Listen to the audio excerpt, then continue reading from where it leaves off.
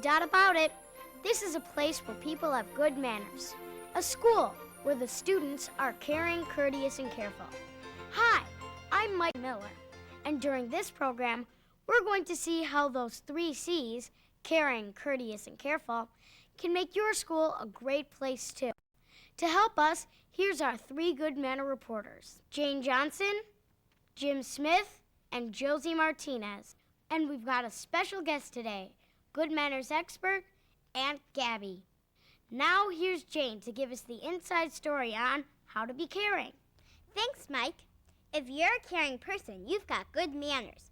That's because good manners are really nothing more than thinking about how the other person wants to be treated, then treating him or her that way.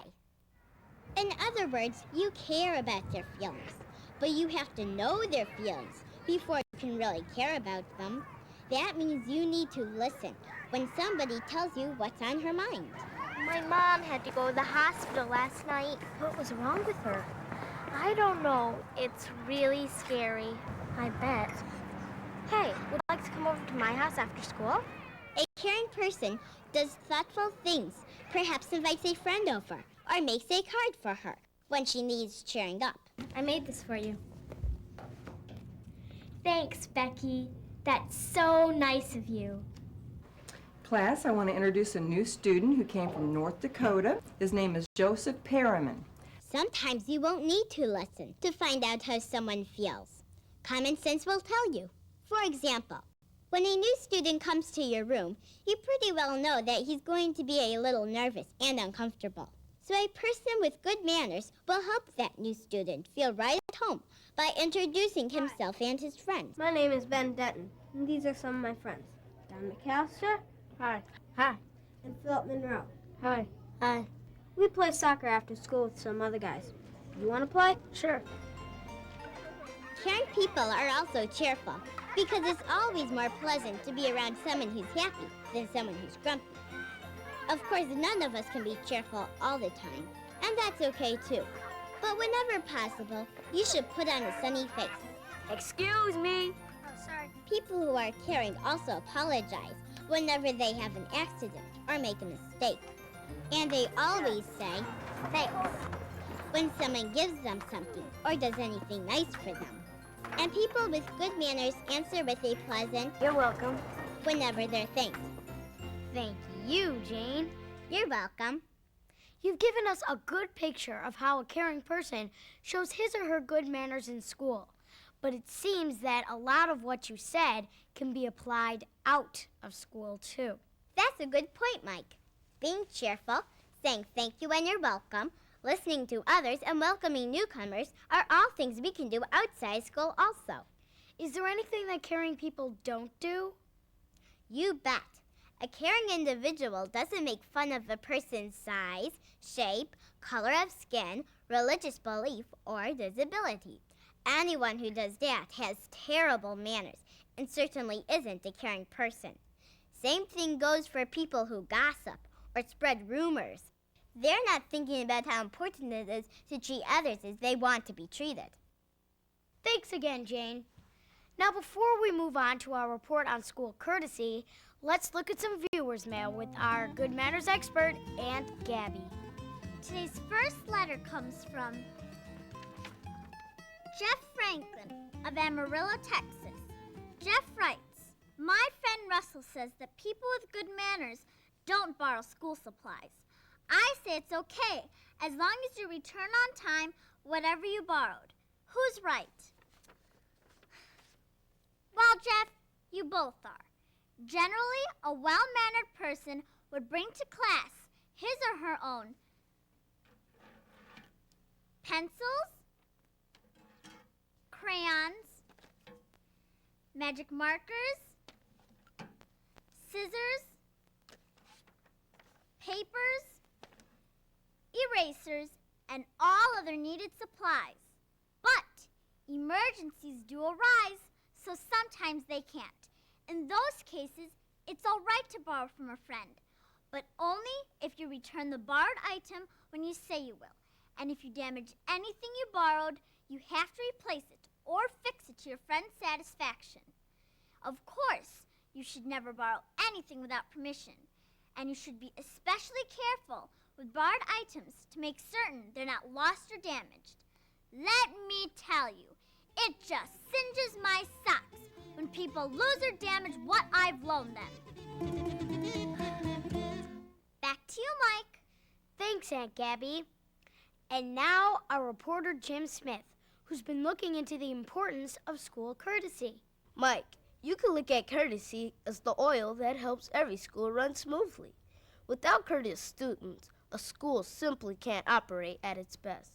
So, it makes a lot of sense for every student to be courteous. And there are many ways to be courteous. Sharing is one of the best. In your school library, for instance, it's always proper to share books. Can I borrow this book? Sure. Especially the popular ones that everybody likes to read. And when it's time to check out library material, good manners students don't take too many favorites. They let their fellow students check out some of those popular items too. Sharing is also important on the playground.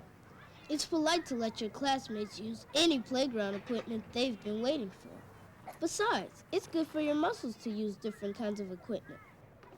Sharing games during indoor recess is another way to be courteous. Can we have this game now? Okay, we're finished anyways. Come on, let's go read those books over there. Nobody likes to be known as a game hog. Besides being persons who share, courteous children also are careful not to disrupt others. They walk quietly through the hallways without talking so their fellow students won't be bothered by sounds similar to those made by a herd of stampeding elephants. During quiet time in the classroom, courteous children never hum or act up either. In that way, everyone can work without disruptions. This is the Neuschwanstein Castle. It was built in 1886. The king During of the show and castle tell was time, named King each Louis. person in the class listens politely. That's being courteous too, because everyone will be able to hear what's being said, and they don't talk or interrupt the speaker. As you can imagine, he wants to get through his presentation without being distracted. And as you know, it's always good manners to congratulate someone on a job well done. Listening carefully to storytellers in the library is still another way to be courteous. The same holds true when watching the performers in assembly programs.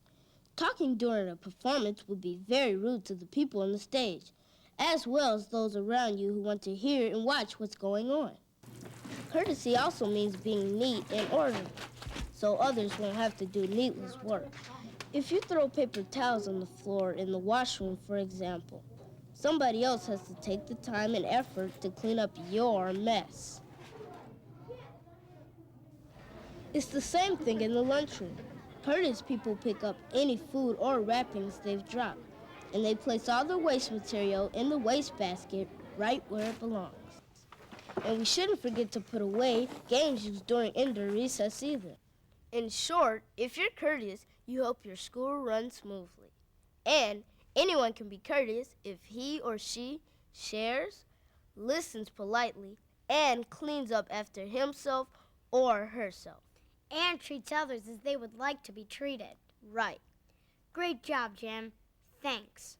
We'll be back with our final report in just a minute. But first, here again is Aunt Gabby. Our second letter comes from Maria Sanchez of Modesto, California. Maria asked the following question. Aunt Gabby, when you were in school, did children do anything that was discourteous? Well, Maria, I have to admit that they did. Two things come to mind. First, when drawings were put up in the hallways, some students would walk by and touch them. That would get the drawings dirty and sometimes smear them. Let me tell you, that just burned my buttons. The second thing some students did was write in their school books and library books. Sometimes they'd fold their pages in books. You know, make those little dog-eared pages like this. Tisk, tisk, tisk, tisk, tisk. Harming property, including library books, textbooks, and drawings put up in the hallways is bad manners and very discourteous. If you want to have good school manners, doing those things is a definite no-no. Back to you, Mike. Thank you, Aunt Gabby. I'd like to add one other thing.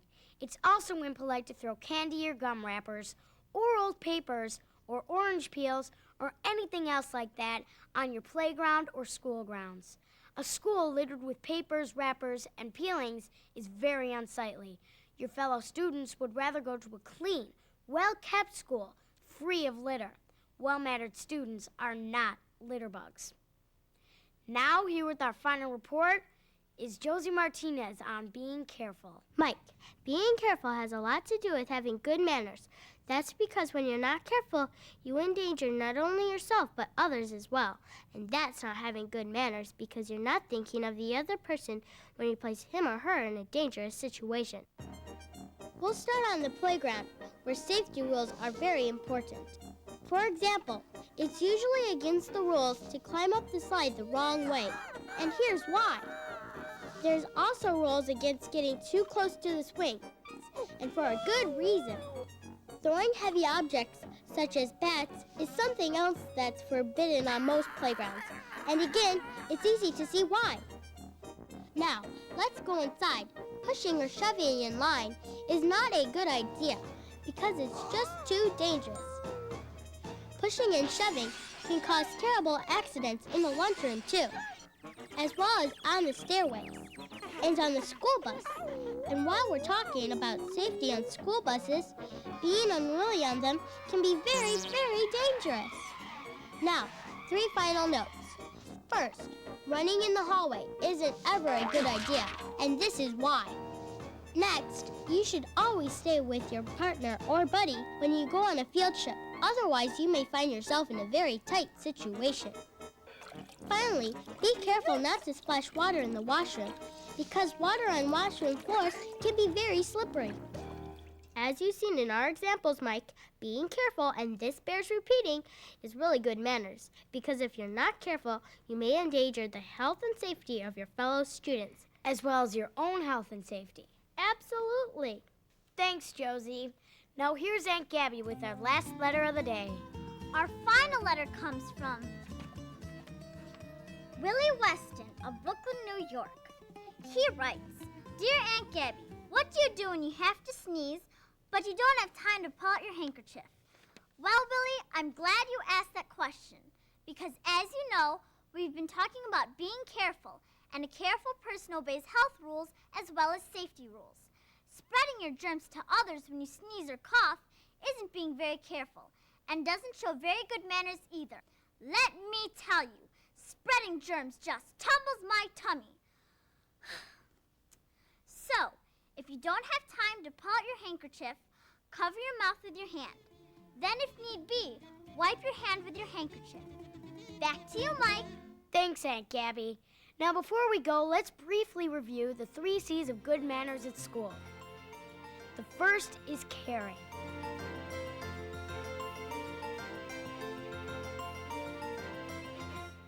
The second is courtesy.